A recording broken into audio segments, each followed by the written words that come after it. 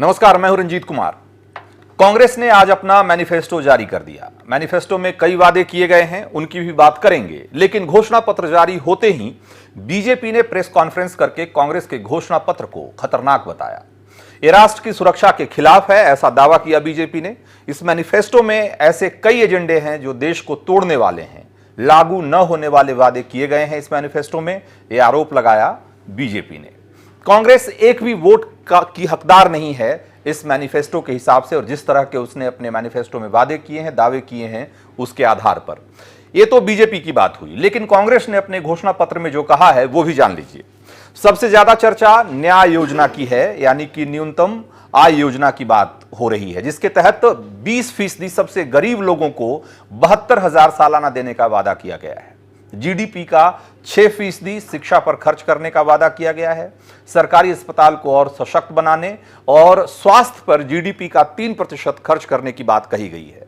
GST की दरें कम की जाएंगी, 2 स्लैब होंगे, किसान के लिए अलग से बजट लाया जाएगा और किसान कर्ज नहीं चुकाए तो भी मामला आपराधिक नहीं बनेगा। 22 लाख लोगों को पहले ही साल सरकारी नौकरी देने का वादा दूसरा बड़ा हाईलाइट है। ग्राम पंचायतों में 10 लाख नई नौकरियां अलग से निकाली जाएंगी और दी जाएंगी।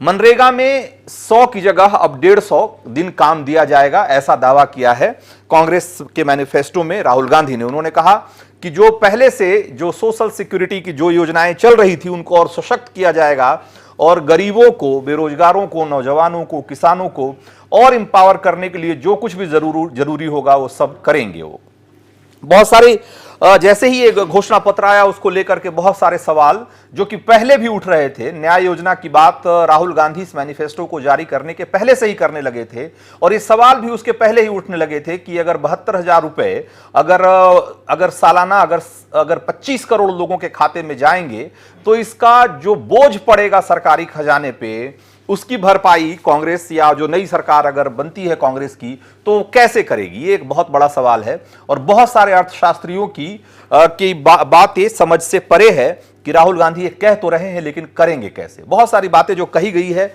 उसे कैसे किया जाएगा, इसको लेकर कई सवाल हैं। उन सारे सवालों का पर हम चर्चा करेंगे।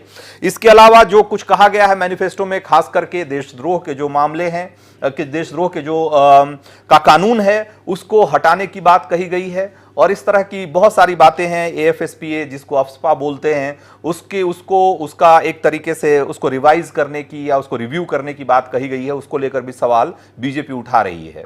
हम इस पर चर्चा शुरू करेंगे, लेकिन उससे पहले जरा एक बार सुन लीजिए कि राहुल गांधी ने आज कहा क्या इस मैनिफेस्टो को जारी करते वक्त। 72,000 रुपए हर साल, गरीबी पर वार 72,000। और यह कांग्रेस पार्टी की पहली गारंटी है कि हिंदुस्तान के 20% सबसे गरीब परिवारों को हर महीने उनके बैंक अकाउंट में कांग्रेस पार्टी की सरकार डायरेक्ट पैसा डालेगी। देश में युवाओं को रोजगार नहीं मिल रहा है। नरेंद्र मोदी ने 2 करोड़ की बात की, झूठ। मैंने इस मामले में भी मैनिफेस्टो कमेटी से कहा, मुझे आप सच्चाई बताइए, सच्चाई क्या है। 2 करोड़ नहीं किए जा सकते तो आप मुझे बताइए सच्चाई क्या है। मैं सच्चाई बोलना चाहता हूं और सच्चाई बड़ी क्लियर है। 22 लाख सरकारी रोजगार खाली पड़े हैं, उनको कांग्रेस पार्टी मार्च 2020 तक भर के दे देगी। अनिल अंबानी जैसे लोग, मेहुल चोकसी जैसे लोग, नीरव मोदी जैसे लोग चोरी करके बैंक का पैसा लेकर भाग जाते हैं, मगर जो हमारे किसान हैं, ईमानदार लोग, वो जब बैंक लोन लेते हैं, अगर वो पैसा वापस नहीं दे पाते हैं तो उनको जेल में डाल दिया जाता है, क्रिमिनल ऑफेंस माना जाता है। हमने निर्णय लिया है कि उसको अब हम क्रिमिनल ऑफेंस ना माने। शिक्षा और स्वास्थ्य हिंदुस्तान के भविष्य के लिए बहुत जरूरी है। शिक्षा में हमने निर्णय लिया है कि जीडीपी का 6% पैसा हिंदुस्तान की शिक्षा में दिया जाए। कहा है कि गब्बर सिंह टैक्स को हम जीएसटी में बदलेंगे। 5 अलग अलग टैक्स हैं, अलग अलग फॉर्म भरने पड़ते हैं, रिश्वत देनी पड़ती है। हम एक सिंपल टैक्स देंगे, कम से कम टैक्स होगा, सरल सिंपल टैक्स होगा। यह काम कांग्रेस पार्टी ने मैनिफेस्टो में लिखा है, यह भी हम डिलीवर करके दे देंगे। तो एक तरीके से ड्रीम मैनिफेस्टो भी आप इसको कह सकते हैं। इससे अच्छी बात, इससे ज्यादा लोक लुभावन बात, इससे ज्यादा वोटर को पसंद आने वाली बात और क्या हो सकती है, जिस तरह की बातें कर रहे थे अभी राहुल गांधी। लेकिन इस मैनिफेस्टो को लेकर भी कई तरह के सवाल हैं और सवालों की शुरुआत हो गई बीजेपी के एक प्रेस कॉन्फ्रेंस से। इस मैनिफेस्टो के जारी होने के तुरंत बाद जो अरुण जेटली ने एक प्रेस कॉन्फ्रेंस की, उसमें उन्होंने क्या सवाल उठाए, पहले आप एक बार उसको भी सुनिए। इस मैनिफेस्टो में ऐसे एजेंडाज हैं जो देश को तोड़ने का काम करते हैं, राष्ट्र की एकता के खिलाफ जाते हैं और जो कांग्रेस पार्टी और विशेष रूप से गांधी परिवार की, नेहरू गांधी परिवार की ऐतिहासिक भूल थी जम्मू कश्मीर के संबंध में, जिसके लिए देश कभी उनको माफ नहीं कर सकता, उस एजेंडा को और आगे खतरनाक रूप से बढ़ाने का प्रयास करते हैं। तो वैसे तो कांग्रेस के मैनिफेस्टो में बहुत सारी बातें कही गई थी, लेकिन जो बीजेपी ने अपने प्रेस कॉन्फ्रेंस में जिस मुद्दे को सबसे ज्यादा तरजीह दी और जिस पर सबसे ज्यादा उसका जोर था, वो ये कि राष्ट्रद्रोह का जो कानून है उसको खत्म करने की बात मैनिफेस्टो में कही गई है कांग्रेस के मैनिफेस्टो में, और इसको लेकर बीजेपी ने कांग्रेस को घेरने की कोशिश की। उसके अलावा जो जम्मू कश्मीर और खास करके वैसे इलाके जहां पर की जो फोर्सेज हैं, सिक्योरिटी फोर्सेज, उनको खास तरह के कानूनी अधिकार दिए गए हैं, उनको प्रोटेक्शन मिला हुआ है एफएसपीए के जरिए, उसको रिव्यू करने के सवाल पे भी बीजेपी ने कांग्रेस की आलोचना की और उन्होंने कहा कि इससे देश कमजोर होगा और ये देश को तोड़ने वाले जो तोड़ने का इरादा रखने वाले लोगों को एक तरीके से शह देने की बात की जा रही है। ये एक सवाल तो है ही कि क्या इस तरह के अगर इस तरह के कानून को खत्म करके हम क्या हासिल करना चाहते हैं और कांग्रेस का मकसद क्या है, ये एक सवाल बना रहेगा। लेकिन जिस सवाल की सबसे ज्यादा चर्चा है या होनी चाहिए थी, जिसे बीजेपी ने नजरअंदाज कर दिया, उसे एक तरीके से ये कहकर खारिज कर दिया कि ये वैसे वादे हैं जिसे पूरा नहीं किया जा सकता है। लेकिन जिस पर और चर्चा की गुंजाइश थी वो ये कि न्याय योजना के तहत हर गरीब परिवार को सालाना 72,000 रुपए देने का जो कांग्रेस का वादा है वो कैसे पूरा होगा। कहीं ऐसा तो नहीं है कि जिस तरीके से पिछले चुनाव के दौरान बीजेपी ने कहा था कि हर परिवार के खाते में, हर आदमी के खाते में 15 लाख रुपए आएंगे, उसी तरीके से एक और जुमला बनकर रह जाएगा। ये एक बड़ा सवाल है और ये सवाल इसलिए है क्योंकि बहुत सारे इकोनॉमिस्ट और बहुत सारे जो अर्थशास्त्र के जानकार हैं वो इस सवाल को बार बार उठाते रहे हैं। राहुल गांधी की तरफ से या कांग्रेस की तरफ से इसका कोई जवाब नहीं आया, इस पर कोई सफाई नहीं आई है, लेकिन समय समय पर उन्होंने अपने स्टैंड को रिवाइज जरूर किया है। जैसे पहले ये बात कही गई थी, राहुल गांधी ने कहा था कि हम ये सुनिश्चित करेंगे हर परिवार को 12,000 रुपए उनकी इनकम हो। अगर कोई 5,000 या 6,000 रुपए पर मंथ कमा रहा है तो उसको 6,000 रुपए और दिए जाएंगे। जब ये सवाल हुआ कि अच्छा ये टॉपअप स्कीम होगी, इसका मतलब तो ये हो गया कि अगर कोई आदमी 6,000 रुपए कमा रहा है और उसे मालूम है कि अगले 6 सालों में वो कभी चाहकर भी 12,000 रुपए नहीं कमा सकता, तो ऐसी स्थिति में वो काम क्यों करेगा। वो अगर सरकार 12,000 रुपए देगी ही या 12,000 तक उसका इनकम उसको ले जाने का प्लान रखती ही है, तो घर बैठकर 6,000 रुपए 8,000 जितना उसको लेना होगा सरकार की तरफ से वो घर बैठ के लेगा। जब इस तरह की आलोचना होने लगी तो फिर उन्होंने कहा कि नहीं, ये टॉपअप स्कीम नहीं है, ये हम सुनिश्चित करेंगे कि सभी जो 20% आबादी है, जो सबसे नीचे की आबादी है इनकम ग्रुप में, उसको सब परिवारों को, सभी परिवारों को, यानी कि करीब 25 करोड़ के आसपास की तादाद बैठती है, उन सब के खाते में हम 72,000 रुपए देंगे। इस तरह के बदलाव होते रहे हैं समय समय पर, लेकिन अभी भी बहुत सवाल हैं जो साफ नहीं है, जिसके बारे में जिसका जवाब तलाशने की जरूरत है। हमारे साथ बहुत सारे मेहमान हैं हम स्टूडियो में, उनके पास चलेंगे और ये समझने की कोशिश करेंगे कि इस मैनिफेस्टो को किस तरीके से देखा जाए। शैलेंद्र शर्मा है हमारे साथ बीजेपी से, अनूप पटेल कांग्रेस से हैं, बीडी नकवी बीएसपी से हैं, इसके अलावा जयप्रकाश हैं हमारे साथ अर्थशास्त्री, रजत मेहरा अर्थशास्त्री हैं, आनंद अखिला हैं कृषि एक्सपर्ट हैं हमारे साथ, और मनीष हिंदवी होंगे हमारे साथ राजनीतिक विश्लेषक। आप सब लोगों का बहुत बहुत स्वागत है। सबसे पहले रजत मेहरा, मैं आपके पास आऊंगा। ये जो आज का मैनिफेस्टो है, अगर आप इसको देखें तो ये लगता है कि कोई पार्टी इससे ज्यादा लोक लुभावन, इससे ज्यादा लोगों को लुभाने वाला कोई इससे अच्छा मैनिफेस्टो शायद ही तैयार किया जा सकता है। वो सारी चीजें जिसकी जरूरत है इस देश के गरीबों को या आम लोगों को, उन सब का ख्याल इस मैनिफेस्टो में रखा गया है। उन्होंने कहा कि भाई जो गरीब हैं उनको हम पैसे भी देंगे, और स्वास्थ्य, शिक्षा, जो बुनियादी जरूरत है हमारी, उस पर हम ज्यादा खर्च करेंगे, और जीडीपी का 6% और 3% हम खर्च करने की बात उन्होंने कही है। यानी कि जीडीपी का 9% सिर्फ स्वास्थ्य और शिक्षा पर खर्च करने की बात राहुल गांधी ने की है। तो ये बात तो बहुत अच्छी लगती है, इसमें कोई दो मत नहीं है, लेकिन क्या वाकई जैसा बीजेपी कह रही है कि ये फिजिबल नहीं है, ये ऐसा वादा है जो पूरा नहीं किया जा सकता? आपको क्या लगता है? रंजीत जी, देखिए, अगर आंकड़ों की तरफ ध्यान दें तो ये अभी जो टू स्टार्ट विद, जैसा आपने भी अभी प्रोग्राम में शुरू में कहा कि इस योजना को जब अनाउंस किया 10 दिन पहले राहुल गांधी जी ने, तो उन्होंने इसको एक टॉप अप स्कीम के रूप में बताया था कि उनका ऐसा मानना है कि हर परिवार का कम से कम 12,000 रुपए प्रति माह की उसकी आय होनी चाहिए, और जिन परिवारों की 12,000 से कम की आय होगी प्रति माह, उसको वो टॉप अप करके उसको 12,000 तक पहुंचाने की ऐसी वो योजना रखते हैं। और उसके तहत उन्होंने स्कीम को अनाउंस किया। उन्होंने कहा कि इससे बड़ा कोई प्रहार गरीबी के ऊपर नहीं हो सकता। ठीक बात। उसके तुरंत बाद उनके जो प्रवक्ता आए, उन्होंने अलग अलग 3 लोगों ने अलग अलग बात करी। एक ने कहा कि अगर किसी की आय 9,000 रुपए है तो उसको 3,000 रुपए दिया जाएगा, अगर किसी की 3,000 है तो उसको 9,000 दे दिया जाएगा।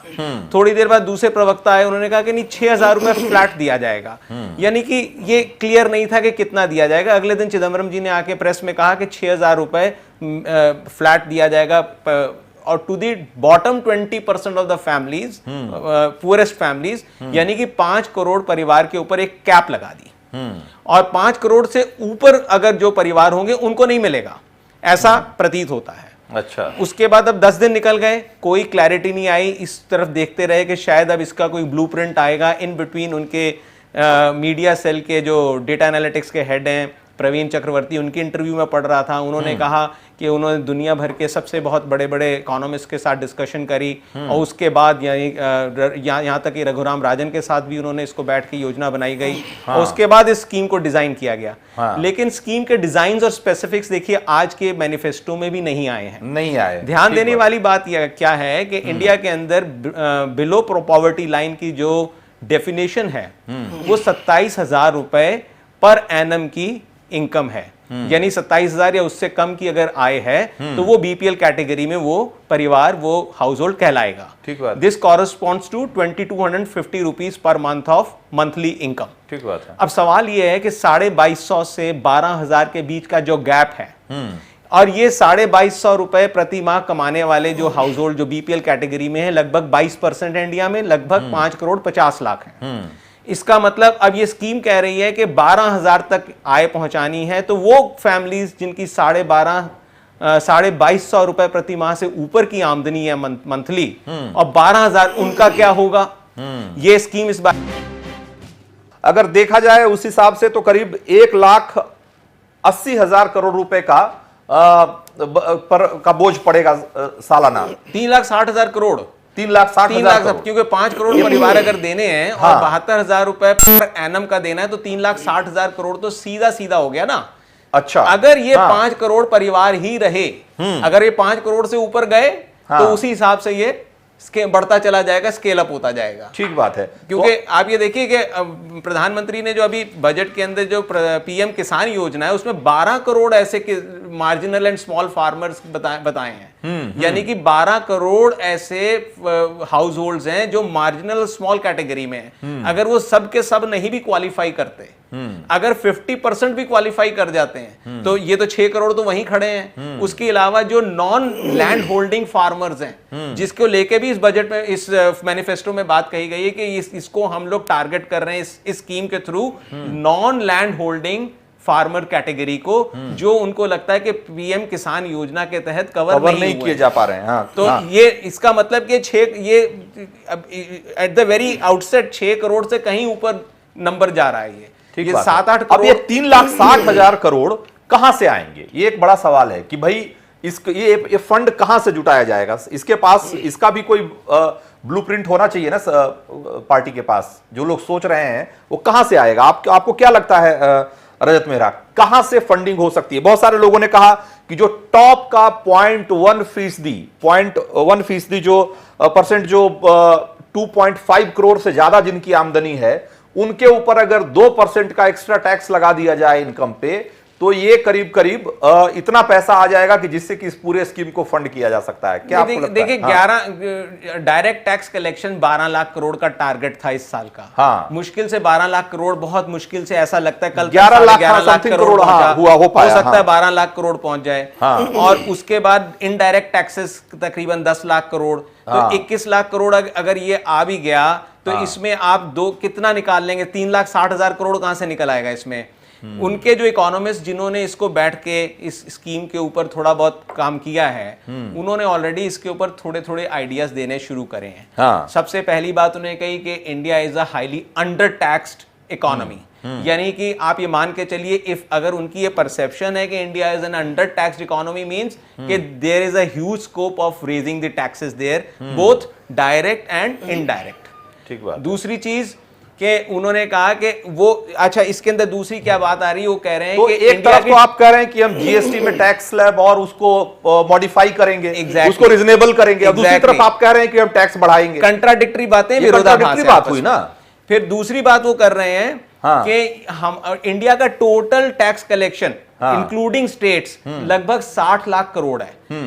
और इस एज ए फेडरल स्ट्रक्चर इसके अंदर इस मतलब कुछ कहा नहीं उन्होंने, लेकिन जैसे ही उन्होंने इंडिया के total including states tax collection की 60 लाख करोड़ की बात करी, this is a straight away direct indicator कि इसके अंदर वो ये साफ साफ देख रहे हैं कि स्टेट्स को भी इसके अंदर पार्टिसिपेट करना होगा। हाँ। यानी कि ये लगभग आप मान के चलिए कि 40-60 या 60-40 का कोई रेशियो बताएंगे। हाँ। कि 6,000 रुपए प्रति माह हम देंगे। हाँ। और बाकी 6 में से 60% हम देंगे। हाँ। 40% स्टेट्स देंगे। तो लगभग ये अब इसके अंदर फिर इशू आएगा कि कौन स्टेट इसमें पार्टिसिपेट करने को रेडी करेगा, होगी, कौन नहीं करेंगे। ठीक बात है।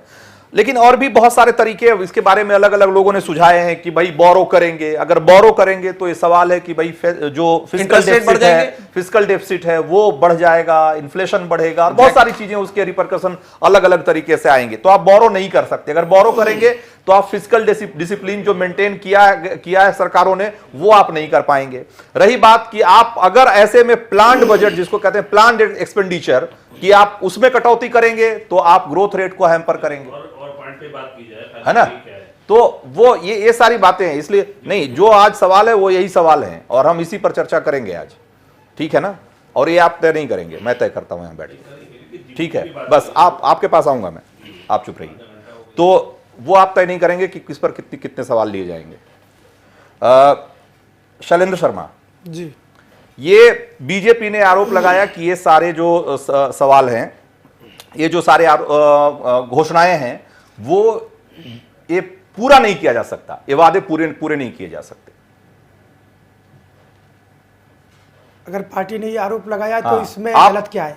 हाँ, ये इसी तरह का आपको लग रहा है जैसे आप 15 लाख वाला आप नहीं पूरा कर पाए। जी नहीं, उस प्रधानमंत्री जी उस समय जब प्रचार कर रहे थे, उन्होंने कहा था कि विदेशों में इतना काला धन है कि अगर वो भारत में आ जाए तो प्रत्येक व्यक्ति के अकाउंट में 15 लाख रुपए आ सकते हैं। उसका गलत इंटरप्रिटेशन अगर आप कहें कि प्रधानमंत्री ने ऐसा कहा तो इट इज नॉट अप्रोप्रिएट।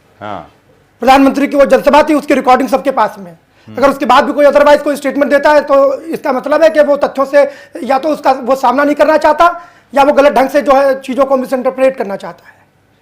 अच्छा, क्या ये सच्चाई नहीं है कि इस देश में इंदिरा गांधी ने गरीबी हटाओ का नारा दिया?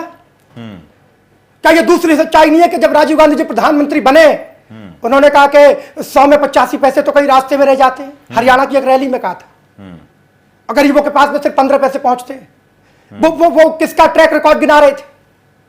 और आज फिर एक चौथी जनरेशन आ गई है जिन्होंने कहा कि हम प्रत्येक वर्ष न्याय योजना में 72,000 रुपए देंगे।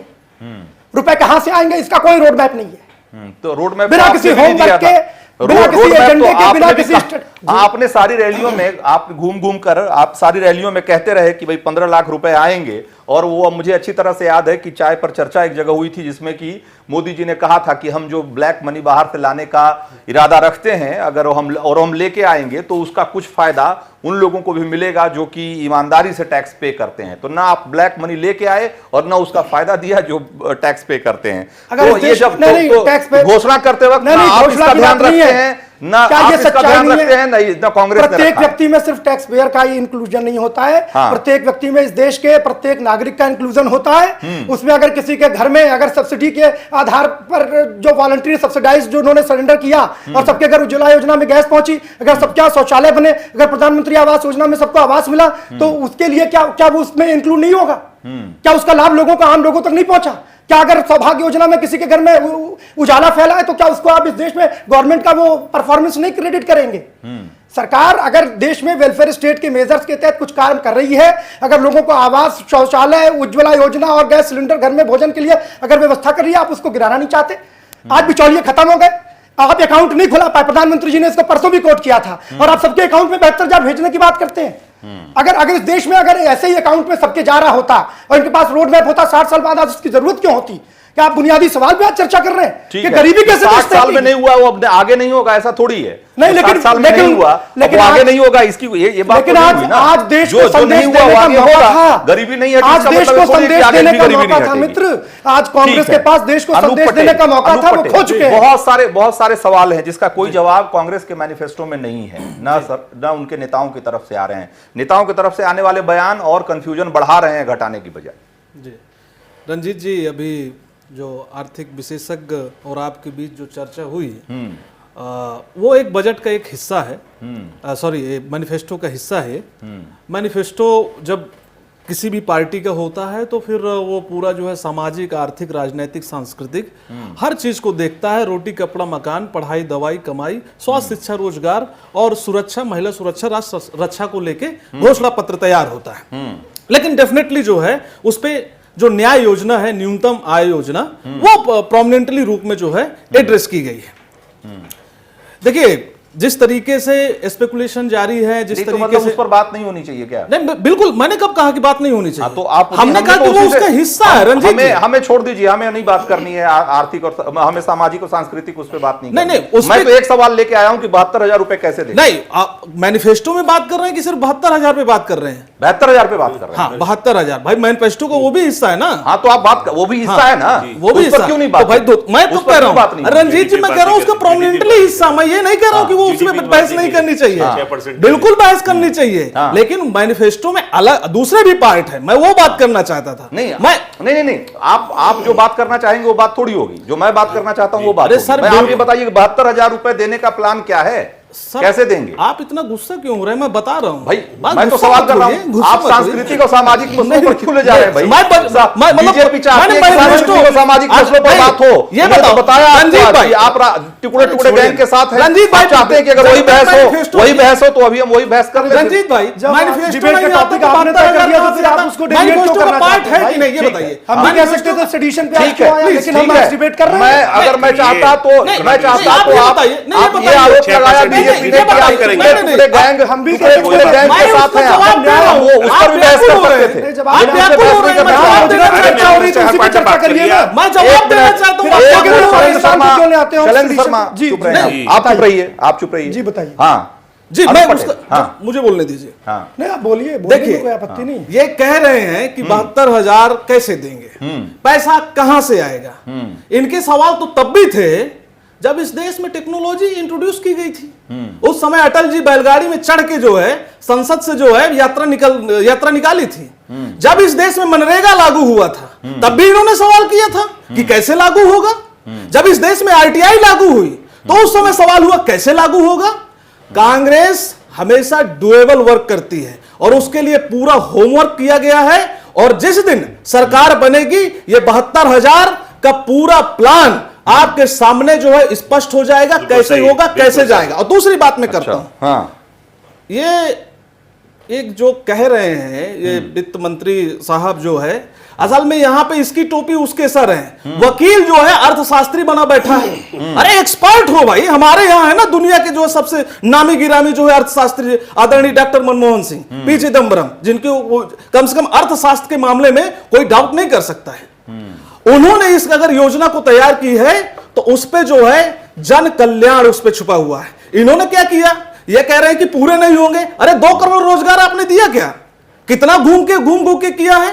15 लाख रुपए दिए क्या? हम अगर कहेंगे तो हम करते हैं। और 72,000 रुपए हम चुनावी जुमला नहीं है ये, इन्होंने चुनावी जुमला दिया रंजीत जी। चुनाव के पहले 2,000 रुपया क्या है? लेकिन भाई ठीक है ना, लेकिन आपको यह भी बताना चाहिए, जब आप ये कह रहे हैं, जब राहुल गांधी ये कह रहे हैं कि बहुत पारदर्शी तरीके से हमने योजना बनाई है, तो पारदर्शिता तो आगे सामने रखनी चाहिए ना। बिल्कुल पारदर्शी कह देने से थोड़ी होता है। आप पारदर्शी तरीके से कह रहे हैं कि पारदर्शी तरीके से योजना हमने बनाई, हमने बहुत विचार करके, और हमने बंद कमरे में हमने मैनिफेस्टो नहीं तैयार किया, हमने बहुत खुले मंच पे हमने इसको तैयार किया, और आप जानकारी एक नहीं दे रहे हैं। आप जितनी बार सामने आ रहे हैं लोगों को उतनी बार गलत अलग अलग सूचनाएं दे रहे हैं, तो लोग तो कंफ्यूज हैं कि आप कहना क्या चाह रहे हैं और करना क्या चाह रहे हैं। देश तो आप जो कह रहे हैं वो होता हुआ दिख नहीं रहा ना। सवाल देश की जनता बिल्कुल कंफ्यूज नहीं है। अगर इतनी पारदर्शिता थी, अगर इतना प्लान आप करके ही आए थे, इतने बड़े बड़े अर्थशास्त्री हैं आपके पास, तो ये सारी चीजें आ जानी चाहिए थी कि हाँ भाई हमारा इरादा है कि हम टैक्स लगाएंगे, टैक्स बढ़ाएंगे, और हम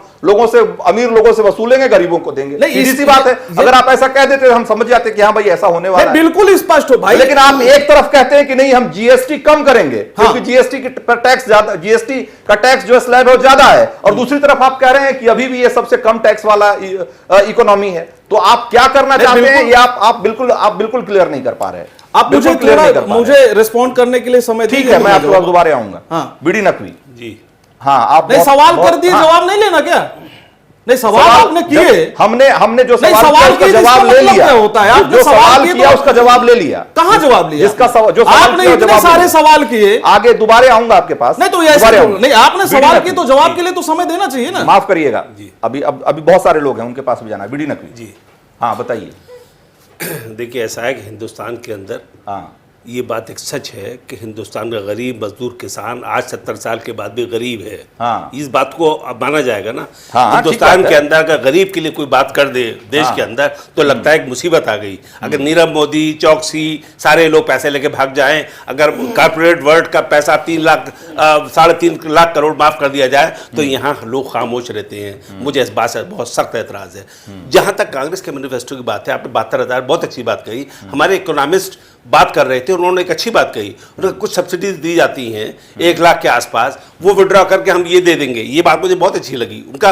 उन्हीं के जब उनके जो क्रिटिसिज्म था, आपका भी बहुत वैलिड क्रिटिसिज्म है कि ये बताना पड़ेगा 72,000 कहाँ से आएगा। लेकिन मेरा एम्फेसिस इससे ज़्यादा इस बात पर है जो 6% जीडीपी का जो एलोकेट किया जा रहा है एजुकेशन के लिए, ये एक बड़ा कदम है। ईमानदारी से हमें मानना होगा कि आज ये बताइए कि 1 करोड़ में डॉक्टर बनता है, गरीब आदमी अपने बेटे को डॉक्टर नहीं बना सकता। मैं बना सकता हूँ, आप बना सकते हैं, लेकिन एक लो इनकम ग्रुप वाला, क्योंकि सारे प्राइवेटाइजेशन हो गया, ये एक बड़ा नुकसान हुआ देश के अंदर। ये इसके लिए मैं किसी पार्टी को ब्लेम नहीं करूँगा, लेकिन पूरा सिस्टम जो है इधर जा रहा है, ये बड़े खतरनाक बात है। पैसे वाले का बच्चा डॉक्टर बन जाए, गवर्नमेंट मेडिकल कॉलेज हो, गवर्नमेंट का हो। तो एक और अच्छी बात कही, इंश्योरेंस सेक्टर में मुझे बहुत करीब से मालूम है कि इंश्योरेंस कंपनियां, प्राइवेट कंपनियां गवर्नमेंट से 1500 करोड़ ले लिए, 500 करोड़ बांट दिए, 1000 रुपये खा गए। एक सिस्टम, एक क्रोनी कैपिटलिज्म का जो सिस्टम है, बात यह है कि उससे लड़ाई कैसे लड़ी जाएगी।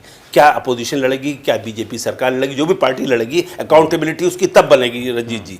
लेकिन मैनिफेस्टो में जो बातें आई हैं वो ऑब्जेक्टिवली, मुझे चाहे आप स्लोगन कहें, मुझे अच्छा लगा कि टारगेटिंग किया है इन्होंने कम से कम इकोनॉमिक ग्रुप को। नहीं, अच्छा मैं इस बात सवाल है नहीं, अच्छा लगा। लेकिन जब मोदी जी ने 15 लाख कहा था तो इससे ज्यादा अच्छा लगा। ये बिल्कुल सही। क्या ये स्लोगन होगा? ये आने वाला वक्त बताएगा, ये आने वाला वक्त बताएगा कि स्लोगन होगा या सिर्फ काम होगा। लेकिन प्रायोरिटीज की जानी चाहिए। एक जो लो इनकम ग्रुप है उसकी तरफ प्रायोरिटी होनी चाहिए। मनरेगा एक खासी ठीक स्कीम थी जिससे गरीबों को फायदा हुआ। हम तो बहुत लोगों सुनते थे, बड़े जो इंडस्ट्रियलिस्ट है, अरे बताइए मजदूर नहीं मिलता, मजदूर अब 400 रुपये का मिलता है, कभी 100 रुपये मिल जाता था। एक्सप्लॉयटेशन होता रहा बरस तक, और यहाँ उस पर ध्यान नहीं दिया गया। लेकिन कुछ चीज़ें देखिए, सोशलिज्म कम्युनिज्म के बीच के चीज़ को हमें कहीं तलाश करना है। दोनों फिलॉसफी हमारे यहाँ काम नहीं करेंगी। मेयर सोशलिज्म से भी चीज़ें नहीं बनेंगी और सिर्फ हम कैपिटलिज्म की तरफ चले जाएं, ये भी गलत होगा। हमें कहीं बैलेंस तलाश करना है। इन पॉइंट्स को जो आपने कहा, आपने बहुत अच्छी बात कही कि इन पॉइंट्स को पार्टीज को तय करना चाहिए कि ऐसा स्लोगन न दें जो प्रैक्टिकेबल न हो, लेकिन हमें उसकी जवाबदेही कहीं ना कहीं बनती है। ये बात आनी चाहिए थी कि 72,000 आप कैसे देंगे, जो आपके 6,000 एक आदमी कमाता है तो 6,000 रुपये और दे दिए जाएंगे। बीपीएल की डेफिनेशन हमें डिफाइन करना होगा दोबारा। ये these are the real issues. लेकिन यह है कि इस पे अब देखना ये होगा कि आइंदा आने वाली सरकार जो भी आएगी, गवर्नमेंट पब्लिक किस पर विश्वास करती है, किसे मैंडेट देती है, रंजीत जी, उसके बाद ये तय होगा। आज जो मोदी जी ने 4-5 साल में किया, उसको अगर जनता ये मानेगी कि हाँ साहब उन्होंने किया तो वोट देगी, और ये माना जाएगा कि साहब आप इकोनॉमिक फ्रंट, आपकी एग्रीकल्चर पॉलिसी, आपकी इकोनॉमिक पॉलिसी कहीं ना कहीं फेल हुई है, तो उस पर मैंडेट नहीं मिलेगा। इलेक्शन जीता जाना एक प्रायोरिटी होती है हर पार्टी की, रंजीत जी, वो चाहे जीता जाना प्रायोरिटी है, ठीक बात है, लेकिन उस प्रायोरिटी में हम देश हित को और जो अर्थव्यवस्था को नुकसान नहीं कर सकते ना, इसका ध्यान रखा जाना चाहिए। और जो लोग नहीं समझते हैं, ठीक बात है, लेकिन जो समझते हैं और जो जिनके पास सवाल है, वो वैलिड सवाल है, उस सवाल का जवाब भी तो देना चाहिए ना पार्टी को। नहीं, बिल्कुल उसका जवाब तो आना चाहिए। नहीं, बिल्कुल देना चाहिए। तो अजय प्रकाश है हमारे साथ, अर्थशास्त्री हैं अजय प्रकाश भी। अजय प्रकाश जी, मैं जानना चाह रहा था कि एक तरफ हम ऐसी अर्थव्यवस्था की बात करते हैं जिसमें कि हम सब्सिडी कम करने की बात करते हैं, हम ऐसी अर्थव्यवस्था की बात करते हैं जो सेल्फ सस्टेनिंग, जो सस्टेनेबल हो, और दूसरी तरफ हम इस तरह की योजनाओं की बात करते हैं जिसमें कि हम सिर्फ डोल आउट करने की बात करते हैं कि हाँ पैसे दो और लोगों को खुश रखो। तो ये हम, जैसा हालांकि आज राहुल गांधी ने कहा कि भाई नोटबंदी की वजह से जो अर्थव्यवस्था की कमर टूट गई थी, जब हम 72,000 रुपए हर गरीब के खाते में डालेंगे तो अर्थव्यवस्था एक जंप स्टार्ट ले लेगी। आपको लगता है कि एक अगर हम पैसे अगर सिर्फ दे दें लोगों को के खाते में तो अर्थव्यवस्था में निखार आ जाएगा? बहुत ही रेलिवेंट सवाल है, और अभी तक जितनी बातें आपकी डिबेट में हुई हैं वो भी बड़ी रेलिवेंट रही हैं। इसको थोड़ा सा इस परिप्रेक्ष्य में देखने की कोशिश कीजिए कि जिस वक्त हम किसी को पैसा दे रहे हैं तो क्या वो पैसा सिर्फ खाने के लिए है, उसके पर्सनल यूसेज के लिए है, या वो पैसा जो है हम किसी प्रकार की इकोनॉमिक एक्टिविटी के लिए भी यूज कर रहे हैं। हमारे पास आज बात हो रही है 25 करोड़ जनता की, जो 1/5 ऑफ द कंट्रीज पॉपुलेशन है। अगर हम उसके पास किसी प्रकार का ऐसा पैसा दे रहे हैं और उस पैसे को इस चीज से बांध देते हैं कि आपको किसी प्रकार की इकोनॉमिक एक्टिविटी इसके साथ साथ करनी है, तो वो अगर इकोनॉमिक एक्टिविटी के साथ साथ हम करेंगे तो हमारी इकोनॉमिक एक्टिविटी के साथ साथ जीडीपी भी बूस्ट होगी। कुछ हम लोग इसके तरह से एलिमेंट्स और देख लेते हैं जो आज इन्होंने अपने इस मैनिफेस्टो में दिए हैं। इस मैनिफेस्टो में इन्होंने कहा है कि हम 1 से 2% जीडीपी का पैसा इसके ऊपर खर्चेंगे। इसके माने इसको एक कहीं ना कहीं से ऑल्टरनेटली सपोर्ट कर रहे हैं। रजत जी बैठे थे और रजत जी ने बहुत ही सारे यहाँ के शुरुआत में जो बातें हुई हैं उसके अंदर ये बात हुई कि हम कहीं के ऊपर वो सब्सिडीज जो काइंड में दी जाती हैं उसको हम कैश में डोल आउट कर रहे हैं। तो हो सकता है हम काइंड की जगह हम कैश में करें, क्योंकि आज ऐसा भी हो रहा है कि वो वाली सब्सिडीज जो दे रहे हैं वो लोग, हमारे यहाँ के बहुत सारे लोग गांव से आकर के शहर में रह रहे हैं और एक्चुअली वो अनऑर्गेनाइज सेक्टर में बहुत पैसा कमा रहे हैं, अलग तरह से कमा रहे हैं, वो टैक्स भी नहीं दे रहे हैं, they are getting richer also at places. तो वो पैसे का जो डिस्ट्रीब्यूशन है शायद वो भी सही नहीं है, तो वो नए परिप्रेक्ष्य में देखना पड़ेगा। इसमें सवाल सबसे बड़ा वही है कि हमारे पास अभी भी इंडिया की जो पॉपुलेशन है उस पॉपुलेशन की क्लैरिटी ये नहीं है कि वो 20% लोग कौन है।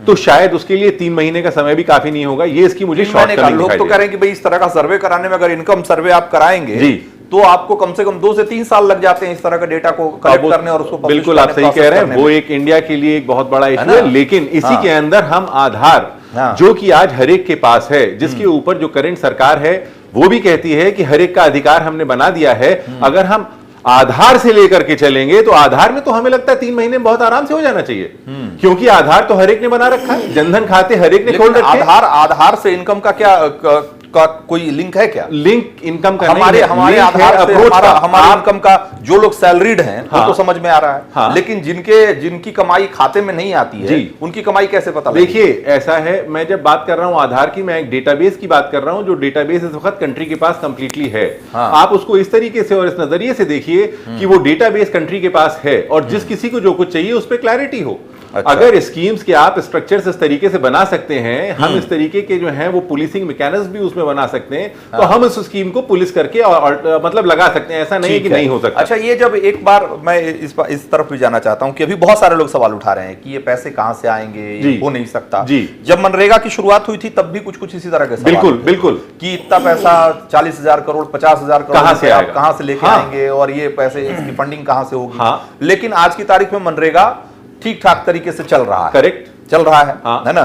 तो आप कैसे देखते हैं? आपको लगता है कि अगर हम ये अब इसके साथ दो सवाल उठते हैं हाँ। कि एक तो ये है कि भाई आप इसको फंड कर भी लेते हैं, करेक्ट, तो भी ये जो सवाल उठता है कि कहीं ऐसा तो नहीं है कि हम चुनाव के मौके पे लोगों को इसकी लत लगा दे रहे हैं कि हर जब भी चुनाव होगा तो आज कोई 72,000 देने की बात कर रहा है, कल को 1,20,000 देना पड़ेगा और 2 लाख। मतलब हम एक ऐसे विशेष सर्किल में फंस रहे हैं जैसे किसान कर्ज माफी को लेकर सवाल उठ रहे हैं कि किसानों कर्ज माफी से किसी किसान का भला नहीं हो रहा, किसी किसान का भला नहीं हो रहा। हमको बजाय इसके कि किसानों को कैसे इंपावर किया जाए इस पर सोचना चाहिए, कैसे जो एग्रीकल्चरल इंफ्रास्ट्रक्चर है उसको कैसे मजबूत किया जाए, कैसे उनके लिए मार्केटिंग की अच्छी सुविधा उपलब्ध कराई जाए, कैसे उनका स्टोरेज प्रॉपर हो और उसके लिए वेयर हाउसिंग और तमाम तरह के जो कोल्ड स्टोरेज चेन बनाने से लेकर 50 तरह की ऐसी जरूरतें हैं जिसको किए जाने की जरूरत है, जिस पर कोई काम नहीं हो रहा। काम ये हो रहा है कि अच्छा हम आएंगे कर्ज माफी कर देंगे, है ना? तो हम, लेकिन इससे किसानों का कोई बहुत भला नहीं हो रहा। ये बहुत सारे सर्वे और बहुत सारे इस तरह के स्टडीज हुए हैं जिससे कि ये बात साबित हो गई है। क्या हम एक नए तरह के दुष्चक्र में फंस रहे हैं इससे?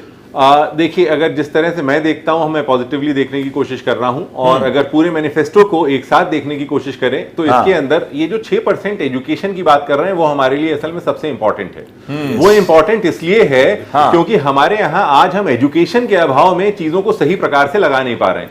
जिस वक्त हम कहते हैं हमारे पास इकोनॉमिक्स की कमी है, तो अगर इतनी बड़ी जनता में हमारे पास इकोनॉमिक्स की कमी है तो भी मुश्किल है, तो भी एक बहुत बड़ी परेशानी। और इकोनॉमिक्स छोड़ दीजिए, जहां पे हम वोकेशनल एजुकेशन की बात करते हैं हमारे पास वोकेशनल एजुकेशन नहीं है, हम वो एजुकेशन नहीं डिलीवर कर पा रहे हैं। तो किसानों के लिए भी कभी कभी हम बात करते हैं कि हम मैकेनाइज्ड फार्मिंग कर दें। हो सकता है भारत में उत्तर प्रदेश में इतनी बड़ी बड़ी जमीनें है ही नहीं कि हम मैकेनाइज्ड फार्मिंग कर सकें हमारे लिए, लेकिन उन छोटे छोटे किसान जो 2-2 बीघा वाले हैं उनके लिए किस प्रकार अलग से राहुल गांधी ने कहा कि अलग से बजट लाएंगे किसानों के लिए, ये इसका क्या मतलब? इसके मतलब जो मैं देख रहा हूं वो ये देख रहा हूं कि अलग से हम उस स्पेसिफिक सेक्टर को एड्रेस करेंगे जिससे कि हम ये देख सके और इसको जो है हम पूरी तरह से जो कॉर्पोरेट सेक्टर है, आज की डेट में किसान हमारे 50% लोग हैं जो कि इस किसानी से कहीं ना कहीं जुड़े हुए हैं, तो उनके लिए हम इस सेक्टर को अलग तरीके से देखना चाहते हैं जिससे अलग तरीके से उनके लिए हम किसी ना किसी तरीके के प्लान्स और पॉलिसीज डिवाइस कर सकें। जो मुझे समझ में आ रहा है वो इस तरीके की चीजों की बात करना चाहते हैं। ठीक है, उन्होंने कहा कि भाई कर्ज माफी हमने किसानों की हर जगह और सवाल उठते रहे, लेकिन हमने कर्ज माफी की और आगे भी कर्ज माफी करते रहेंगे। तो कांग्रेस की जो पूरी पॉलिसी है वो उसमें एक बात जो बहुत साफ साफ दिख रही है उसमें कि कर्ज माफी और कैश बेनिफिट, ये दो चीजें मतलब एक तरीके से पूरे मैनिफेस्टो और पूरे पॉलिटिक्स के केंद्र में है आज की तारीख में। ये वाली ऐसा लग रहा है तो मैं देखिए, ये वाली चीज जो है मैं कहूंगा आज की डेट में चाहे कोई पार्टी आ जाए, सारे की सारी पार्टीज इस एक जाल में फंस चुकी हैं और हर पार्टी ये चाह रही है कि हम अपने वोट के लिए चाहे जो करना पड़े करें, चाहे जो करना पड़े हम कहते हैं, चाहे किसान हो चाहे गरीब हो, इसमें सारी पार्टीज जो है वो फंस चुकी हैं और ये देना चाह रही हैं। अभी कुछ दिन पहले एक रिपोर्ट पब्लिश हुई थी जिसमें कहा गया कि भाई हमारे यहाँ शिक्षा की स्थिति इतनी बुरी है कि चाइना के मुकाबले हम 3 गुना ज्यादा सरकारी स्कूल होने के बावजूद हम शिक्षा के मामले में बहुत ज्यादा फिसड्डी हैं, बहुत ज्यादा पिछड़े हुए हैं चीन के मुकाबले। और हमारे यहाँ 15 लाख से ज्यादा सरकारी स्कूल हैं, लेकिन ड्रॉप आउट रेट से लेकर के जो एजुकेशन की जो क्वालिटी है और जिस तरह के का प्रोडक्ट हम एंड ऑफ द डे जब स्कूल से बच्चे निकलते हैं, कॉलेज से निकलते हैं, तो जिस तरह के प्रोडक्ट निकल रहे हैं उसमें से 85% एम्प्लॉयबल नहीं है। ये है इस देश की शिक्षा। सर, जब राहुल गांधी कहते हैं कि 6% हम जीडीपी का खर्च करेंगे शिक्षा पे, तो ये कोई उम्मीद जगाती है? आप बहुत उम्मीद जगाती है क्योंकि एक तो शिक्षा पे कम खर्च और दूसरा जो भी मेजर खर्च है वो प्राइमरी एजुकेशन पर है, ऊपर क्रमशः घटता चला जाता है और हायर तक जाते जाते ना के बराबर है। आपके सामने एग्जांपल होगा, जेआरएफ एसआरएफ को जो यूजीसी पैसा देती थी वो बंद कर दिया। हाँ। अभी यहाँ लखनऊ विश्वविद्यालय को देख लीजिए, इनके पास पैसा नहीं है विश्वविद्यालय को देने के लिए। टीचर्स की सैलरी नहीं जा रही। अजय प्रकाश जी बैठे हुए हैं, बहुत बेहतर बताएंगे। घाटे का बजट बन रहा है। सवाल इस बात का है कि आप कैसे अच्छे लोगों को निकालेंगे जब आप पैसे नहीं देंगे। दूसरी बात है, भारत अभी जिस अवस्था में है, बहुत प्राइवेटाइज एजुकेशन के फेवर में मैं नहीं हूँ, क्योंकि अभी पैसा दे पाने की स्थिति बहुत नहीं है। मैं जिस कॉलेज में पढ़ाता हूँ वहाँ पर हमारे पास जो बच्चा आता है वो उतनी ही फीस देने में और किताब खरीदने में उसके पसीने छूटने लगते हैं, या उसके परिवार। एक मेजॉरिटी बच्चा तो हमारे पास वैसा ही है ना। ठीक बात है। तो सवाल इस बात का है, लखनऊ विश्वविद्यालय को अगर आप पैसे नहीं देंगे तो वो फीस बढ़ाएगा। पिछले 7-8 सालों में परीक्षा शुल्क ही 5-6 गुना बढ़ गया। अच्छा, तो क्या सरकार इस बात पर सोच रही है कि कैसे बच्चा पैसा देगा? वो नहीं पढ़ेगा, फिर ड्रॉप आउट रेशियो जिसकी आप बात कर रहे हैं वो बढ़ेगा। तो जो 6% एजुकेशन पर GDP की बात करते हैं, ये तो बहुत पहले से होना चाहिए था। उसका स्वागत मैं करता हूं, क्योंकि पूरी दुनिया में 2 बेसिक इंडिकेटर्स हैं जो अगर आपने ध्यान रख लिए तो आपका देश डेवलप करेगा, एक एजुकेशन और एक हेल्थ। और अच्छी बात यह है कि इस मैनिफेस्टो में दोनों पर चर्चा है। एक तो आप कहते हैं कि हेल्थ का बजट भी दुगना करेंगे, 3% से ऊपर ले जाएंगे, और आप कहते हैं कि हम एजुकेशन पर 6% खर्च करेंगे। स्वागत योग्य कदम है। अच्छा, रजत मेहरा, अब इसमें दो सवाल उठ रहे हैं इस मैनिफेस्टो को लेकर के। पहले भी जब राहुल गांधी ने पहली बार जब बात की थी न्याय योजना की, उसके बाद से ही बहुत सारे इकोनॉमिस्ट ने इस सवाल को उठाया कि बीजेपी की, या यूं कहें कि जो यूपीए की सरकार थी पहले, जो कांग्रेस की सरकार है, वो जब भी आती है तो उसका पूरा फोकस ऐसे सोशलिस्ट मेजर्स पे होता है, इस तरह के कदम पे होता है जिसके जरिए वो एक जो अपना जो सोशलिस्टिक एजेंडा है उसको आगे बढ़ाती है, और खर्च ज्यादा से ज्यादा गरीबों के हक में कैसे किया जाए इस पर उसका फोकस होता है। आप पहले अगर यूपीए का आप देखेंगे तो जो 3-4 बड़ी योजनाएं थी उसमें मनरेगा है, उसमें राइट टू एजुकेशन है, राइट टू फूड है, और जो इस तरह की सारी चीजें, इवन जो लैंड एक्विजिशन बिल जिस तरह का लाया गया, उसमें ये अप्रोच जो है कांग्रेस का वो दिखता है। जबकि बीजेपी की सरकारें ज्यादा मार्केट ओरिएंटेड, ज्यादा बाजारोन्मुख होती है और उसका फोकस मार्केट ज्यादा होता है। ये जो आरोप है कि एक जो पॉपुलिस्ट मेजर पे, सोशलिस्ट मेजर पे काम करने वाली सरकार होती है और दूसरी सरकार, तो असल में बहुत सारे इकोनॉमिस्ट का एक तरीके से आरोप था कि ये जो बीजेपी की सरकारें या इस तरह की जो अपने बहुत सारे पॉलिसी डिसीजन के जरिए मार्केट को जिस मजबूत करती है, 5 साल जब सरकार बदलती है तो कांग्रेस आकर के उसका फायदा उठा करके और सिर्फ डोल आउट करने पर पूरा फोकस करती है। क्या आपको भी लगता है ऐसा होता है? देखिए, जब 1998 में जब वाजपेयी जी की सरकार आई थी तो उन्होंने उस वक्त, क्योंकि उससे पहले एक कोalition गवर्नमेंट थी, थोड़ी सी फिस्कल प्रॉफिलिगेसी हुई उस वक्त। अगर आप याद करिए तो इन्फ्लेशन रेट बहुत हाई था, और उसके साथ इन्फ्लेशन रेट हाई होने के अलावा अपना फिस्कल डेफिसिट भी हाई था, करंट अकाउंट डेफिसिट भी हाई था। ये सारी चीज़ें, उन चीज़ों को कंट्रोल में लाते लाते 2004 तक ये हुआ कि 2002 में FRBM एक्ट इंट्रोड्यूस किया गया, fiscal responsibility and budget management act लाया, और उसके तहत एक ब्लूप्रिंट सेटअप किया गया कि किस तरीके से फिस्कल डेफिसिट को कम किया जाएगा, उसको एक दायरे में रखा जाएगा, किस तरीके से इंटरेस्ट रेट कम किए जाने चाहिए। और इंटरेस्ट रेट कम करने के लिए काफ़ी बड़े बड़े कदम उठाए गए थे 1998 और 2004 के बीच में। उसके बाद करंट अकाउंट डेफिसिट कम करने के लिए काफ़ी कदम उठाए गए। लेकिन 2004 के बाद जब कांग्रेस की सरकार आई, NDA की, तो ये चीज यूपीए की जो सरकार आई, यूपीए 1, तो उन्होंने ऑन रिकॉर्ड था उस वक्त जब फाइनेंस मिनिस्टर जब चिदम्बरम जी आए, तो बकायदा उन्होंने ऑन रिकॉर्ड इस बात को एक्नॉलेज किया that yes we have inherited a very very robust economy. अब वो जो रोबस्ट इकोनॉमी जो उन्होंने इनहेरिट करी, तो उनको ये क्या किया उसका, उन्होंने उसके बाद जिसको कहते हैं fiscal profligacy was at its peak. चाहे वो मनरेगा हो, मनरेगा के बाद फिर जो फार्मर्स लोन वेवर स्कीम आई, मनरेगा के अंदर टू स्टार्ट विद 39, अगर याद करिए तो 2006 में 39,000 करोड़ से वो शुरू हुई थी, 24,000 करोड़ से शुरू हुई थी, और करते करते 52,000 करोड़ तक का उसका 2009 तक का उसका बजटरी आउटलेट था। फिर लगभग 75,000 से 80,000 करोड़ की वो किसान ऋण वेवर योजना लेके आए, 75,000। और आप याद करिए कि उस वक्त इंडिया की जो GDP था वो लगभग 1 लाख करोड़ था, 1,25,000, 1,10,000 करोड़। और उस 1,10,000 करोड़ के बजट में आप अगर आप देखें कि अगर मुझे लगता है ज्यादा होगा, वो 18 लाख 110 लाख करोड़ 110 लाख करोड़ तो 110 लाख करोड़ के बजट में आपके अगर इस तरह से बड़ी बड़ी स्कीम्स आई तो उसका ही रिजल्ट था कि फिस्कल डेफिसिट 6% 8% तक पहुंच गया, इंटरेस्ट रेट 10% से ऊपर चले गए।